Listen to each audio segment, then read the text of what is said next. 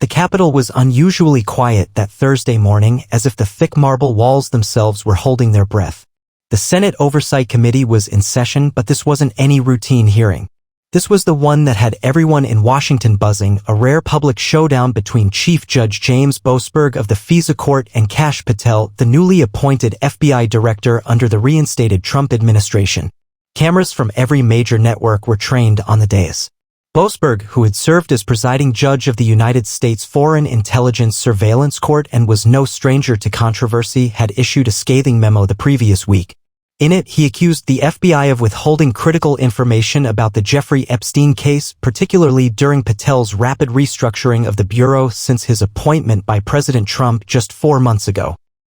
Boasberg, a jurist known for his sharp tongue and adherence to legal nuance, had painted Patel as reckless, claiming that deeply troubling missteps were endangering the integrity of sensitive, classified investigations.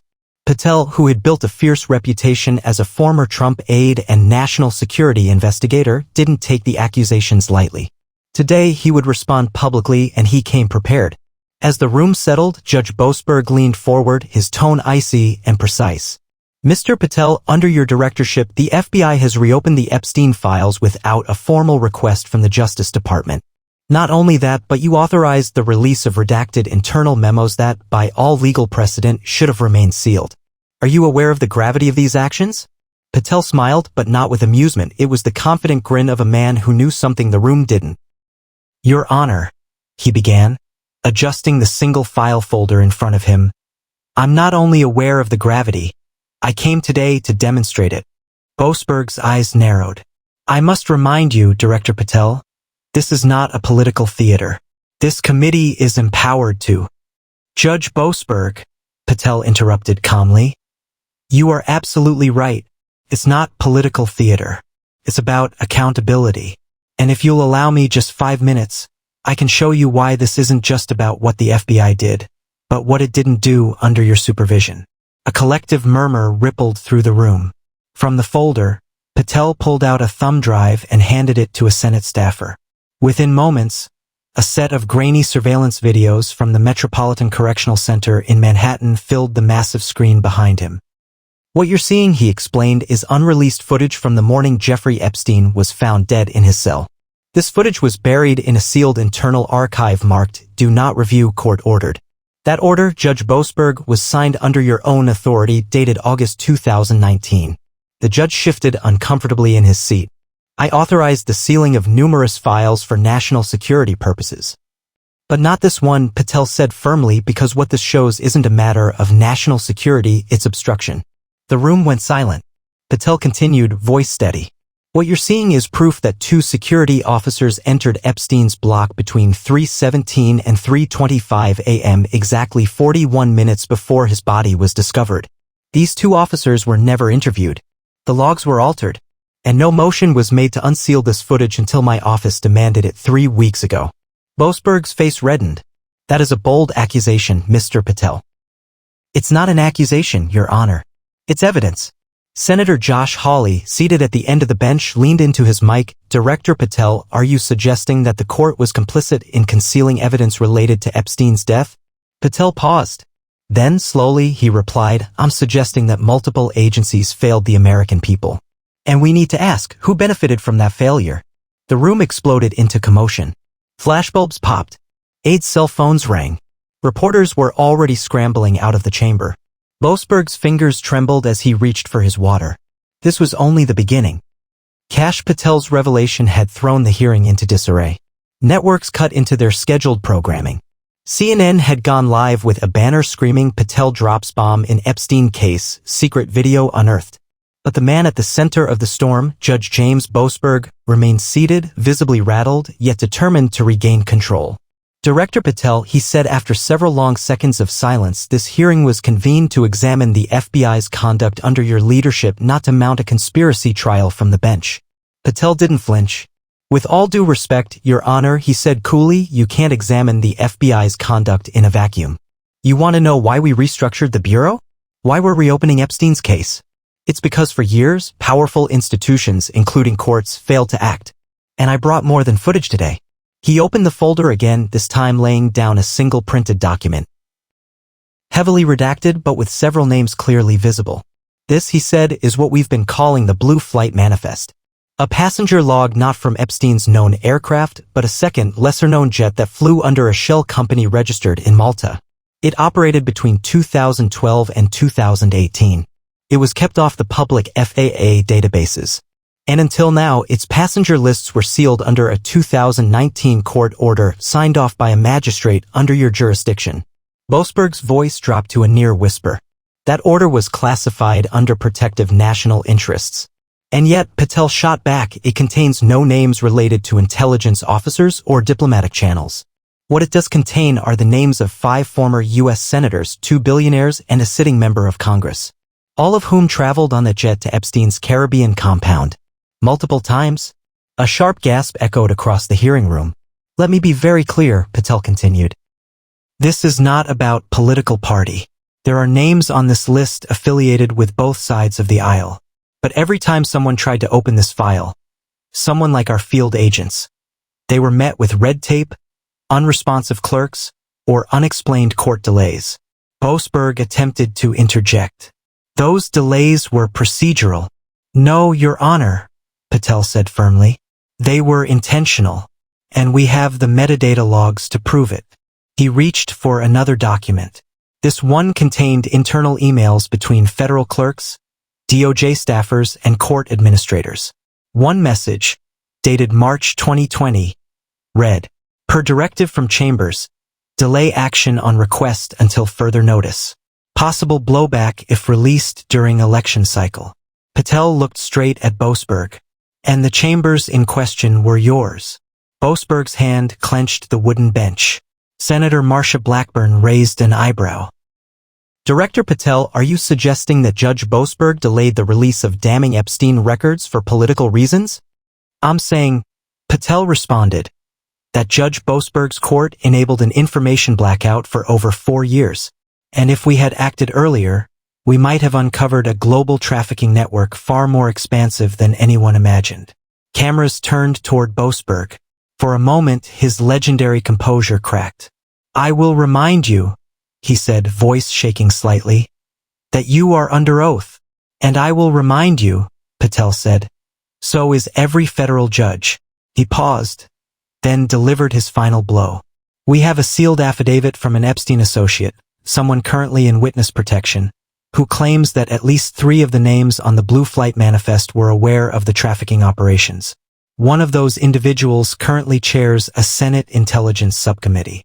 Now the room went still again, like the oxygen had been sucked out. Patel didn't flinch. The days of selective justice are over. This administration, under President Trump's leadership, has empowered the Bureau to act regardless of the power or prestige of those implicated. Judge Boasberg remained frozen. His gavel sat untouched. His authority, for the first time in years, hung by a thread. This wasn't just a hearing anymore.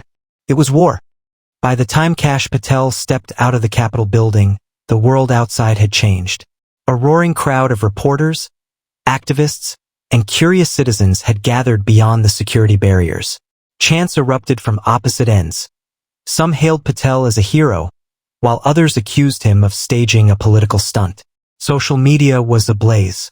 Hashtag Epstein cover-up, hashtag Boasberg exposed, and hashtag Patel Truth trended on X, Truth Social, and Instagram within minutes. Inside the Senate chamber, Judge James Boasberg sat rigid, staring into the marble columns, his face unreadable.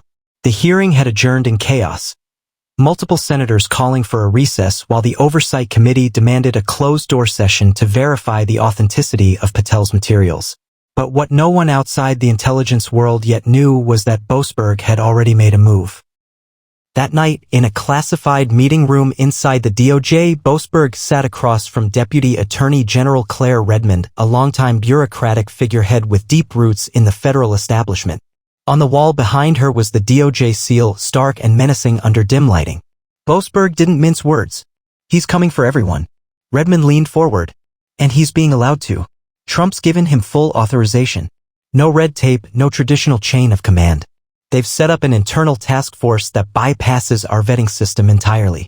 Then we have a problem, Boasberg muttered. Redmond was silent for a moment before she said, "We've handled bigger threats." Boasberg turned sharply. "He has the blue manifest. The one we buried. The one even the Clinton Foundation couldn't get sealed." Redmond's expression darkened. "Then we better bury him before he unearths more." Meanwhile, Patel returned to the newly fortified J. Edgar Hoover building. Now under sweeping reforms after the mass firing of over 70 senior officials earlier in the Trump administration. Inside the Bureau's war room, his top investigators were already poring over the flight manifest logs, cross-referencing them with Epstein's banking transactions, legal depositions, and seized recordings. At the center of the table sat an unmarked USB drive, one Patel had obtained directly from a foreign intelligence ally. It contained 6 hours of audio recordings, secretly captured conversations between Jeffrey Epstein and powerful figures across the globe, including U.S. politicians, royalty, and media executives. One clip, dated 2016, had Epstein laughing with a voice suspected to be a former White House chief of staff. The transcript read, "Epstein, as long as Boasberg's on the bench, we're safe. He's the firewall. They can scream and rant, but those files won't see daylight. Unknown, and if someone digs too deep, Epstein, then we bury them. Or better, we discredit them." Patel stared at the screen, his jaw tightening. He turned to Agent Melissa Hartley, a 10-year FBI veteran and the new head of the Epstein Special Task Unit. "I want a full voice authentication on that clip. Run it through NSA and Israeli datasets. I want confirmation by tomorrow." She nodded. "What about security?" "Triple it," he said without hesitation. "If Boasberg is involved or compromised, we're not just facing obstruction. We're facing a coup from inside the justice system." That night, as Patel sat alone in his office, staring out at the Capitol dome glowing in the distance, he received an encrypted text on his private line. It was from an anonymous source he hadn't heard from since the Durham investigation. "They're activating Plan Echo. Boasberg isn't alone. You need to move now. Trust no one." For the first time since the hearing, a flicker of unease crossed Patel's face. He picked up his encrypted sat phone, dialed a secure line straight to the White House. President Trump answered directly. "Kash," Trump said, voice grave. "I just watched the whole damn hearing. You did good. But now they're going to come at you with everything they've got." "I know," Patel replied. "They're already circling." Trump didn't hesitate. "Then it's time we go public. Everything. The files. The names. The audio. Even the ones close to your allies?" Patel asked. There was a pause. "Especially those." The following morning, the United States woke up to something it hadn't seen in decades. The FBI Director and the President of the United States, Kash Patel and Donald Trump, standing side by side at a hastily arranged press briefing outside the White House. Flanked by uniformed agents and a few trusted journalists, Trump was uncharacteristically subdued, speaking slowly and with purpose. "My fellow Americans," he said, "the time for protecting the corrupt and the elite is over. Today, my administration, through the FBI under the leadership of Director Patel, is declassifying what we call the Epstein war files." He turned to Patel. "Go ahead, Kash." Patel stepped to the mic, holding a thick dossier with a gold DOJ seal and red stripes running diagonally across the cover, meaning it was once deemed Eyes Only Tier 1 confidential. "This file," he said, "contains evidence collected over 14 years. It includes sealed depositions, hidden financial records, air traffic logs, and more damning real-time audio and video recordings never before released. They document the systematic exploitation of minors protected by a network of enablers across media, government, law, and intelligence." He looked up, meeting the camera's head-on. "We are unsealing it all." The shockwaves rippled instantly. Patel released 3 major items during the briefing. A video clip showing Epstein with 2 sitting U.S. senators and a European royal in 2014 at his private compound, accompanied by unidentified minors. The video had been held as part of an international cooperation agreement with British intelligence and had never been disclosed in U.S. courts. An audio recording, Epstein's voice boasting, "Boasberg is the fixer. If anything gets close, he redirects it. I got him on tape too. He knows it." A bank transfer trail.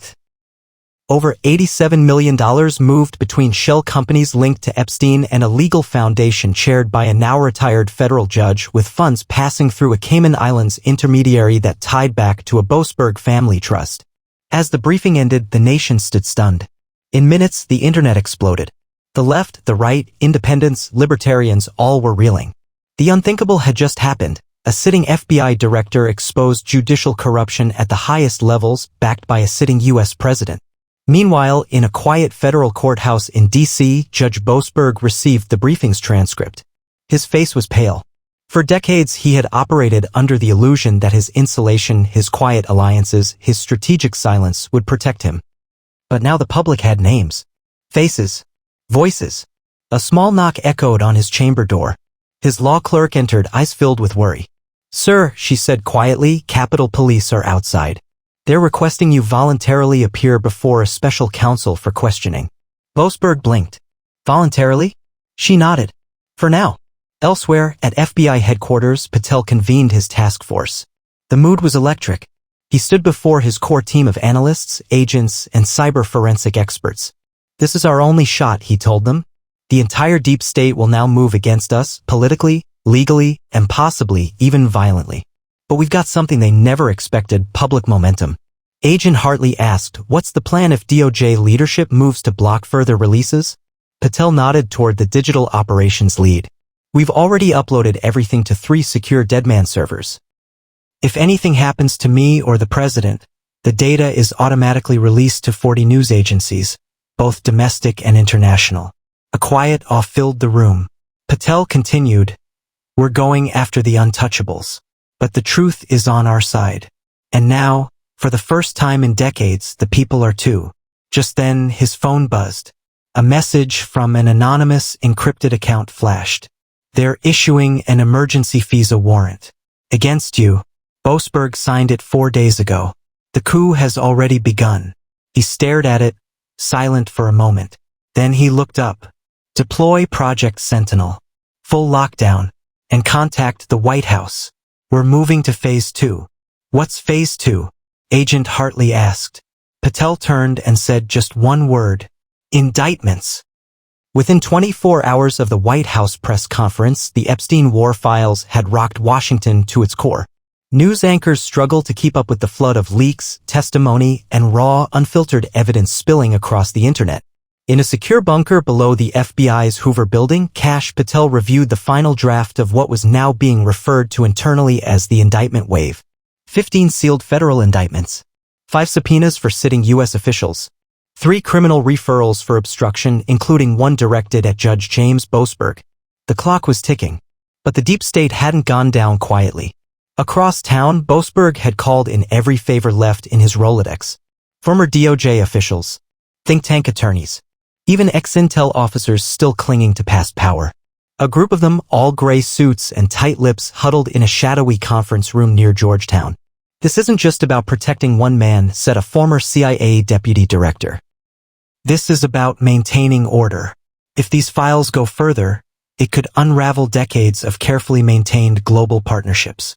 Boasberg, visibly fraying at the edges, slammed his palm against the table. "He has Trump behind him. You don't understand, the usual back channels won't work. They're not afraid. They're hungry for blood. We can still neutralize it," the ex-director muttered. "Discredit Patel. Frame it all as a political stunt. Push fake leaks to the press. Then go after his credibility." But it was already too late. Back at the FBI, the final phase had begun. President Trump had ordered the creation of a special office of judicial accountability, with emergency funding and operational independence. Something no administration had dared attempt before. Led by Patel and operating through U.S. Marshals and hand-picked federal prosecutors, they now had power to act without DOJ interference. At 7 p.m., the first of the arrests began. In Manhattan, agents swarmed a luxury condo and apprehended a retired judge linked to Epstein's Second Island property. In Miami, a former media executive, identified in one of the Epstein videotapes, was detained at a private airstrip. In California, an influential senator's aide was pulled from his home with a laptop containing financial transfers to shell accounts in the British Virgin Islands. And in D.C., a group of U.S. Marshals arrived at Judge Boasberg's residence. The judge opened the door slowly, eyes red from hours of pacing. "James Boasberg," the lead marshal announced, "you are under investigation for obstruction of justice, abuse of authority, and conspiracy to conceal federal crimes. He didn't resist. He simply nodded and turned his wrists. The image went viral within minutes. Boasberg, once untouchable, now led away in silence. But the real climax came that night. President Trump, in a nationally televised address from the Oval Office, laid out the truth to the American people. "My fellow citizens," he began, "we were lied to. For years, the most powerful figures in our nation protected a monster, and in doing so, they betrayed every principle our republic was built on." He paused, looking into the camera. "I appointed Kash Patel because he's a fighter. He believes in truth. He believes in justice. And he refused to let fear or corruption stop him. Because of him, and because of your support, we've pulled back the curtain on something dark. But it's only the beginning." He looked directly at the lens. "We will not stop until every last name is exposed, every accomplice held accountable, and every victim given justice."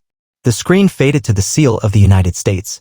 Across America, citizens sat glued to their screens, stunned, speechless, some in tears. A line had been crossed. A wall had been broken. And for once, in a country battered by lies, there was light. Back in his office, Kash Patel stood by the window watching the Capitol lights glow against the DC sky. His phone buzzed a new message. "Good work. They never thought you'd go this far. They never thought you'd win. DJT." He smiled just slightly. This wasn't the end. It was the start of a revolution.